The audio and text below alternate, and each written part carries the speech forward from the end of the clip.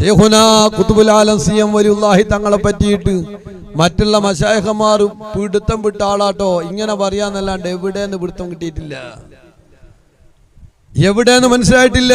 പലരും ചോദിച്ച് നിങ്ങളെ പറ്റി പലരും പല മർത്തബയാന്നെല്ലാം പറയുന്നത്.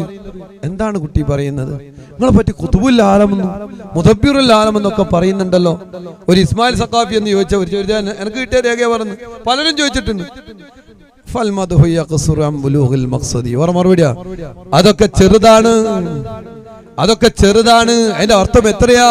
ബഹുമാനപ്പെട്ട അഹ്മദുൽ കബീർ റിഫാഈ ഖദ്ദസല്ലാഹു സിറഹുൽ അദീദ് തങ്ങളോട് ഔലിയാക്കന്മാരുടെ നേതാക്കന്മാർ വന്ന് ചോദിച്ചില്ലേ, അന്തൽ ഖുതുബിയ്യ, അൽ ഖുത്ബ് എന്ന് പറയുന്ന വലിയ മർത്തബയിലെത്തിയിട്ടുണ്ടോ നിങ്ങള്?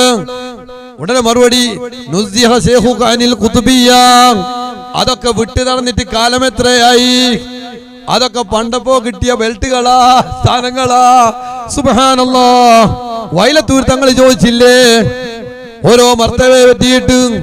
ഇപ്പോൾ ഞാൻ അതിനു മുകളിലാണ്. എവിടെ? നിങ്ങൾ ഖുതുബുൽ ആലമല്ലേ? അതിനു മുകളിലാണ്. എവിടെയാണ്? മിണ്ടിയില്ല. കാരണം എന്താ? പ്രസിദ്ധമാകേണ്ട ഒരു പേരുണ്ട്, അത് പറഞ്ഞു. അതിന്റെ അപ്പുറത്തേക്ക് പിന്നെ അറിയിച്ചു കൊടുക്കാൻ ഓർന്നില്ല. അപ്പൊ നമ്മൾ അയിമേൽ നിൽക്കുകയാണ്. പക്ഷേ നമ്മൾ തത്തമ്മേ പൂച്ചയാ. നമുക്ക് അതിനെ പറ്റി എന്തോ അറിയോ? ഇതെന്നാ സംഗതി നമ്മൾ അറിയോ? ഇല്ല, അറിയൂല. ഓറ് പറഞ്ഞത് അങ്ങനെ പറയുന്നു.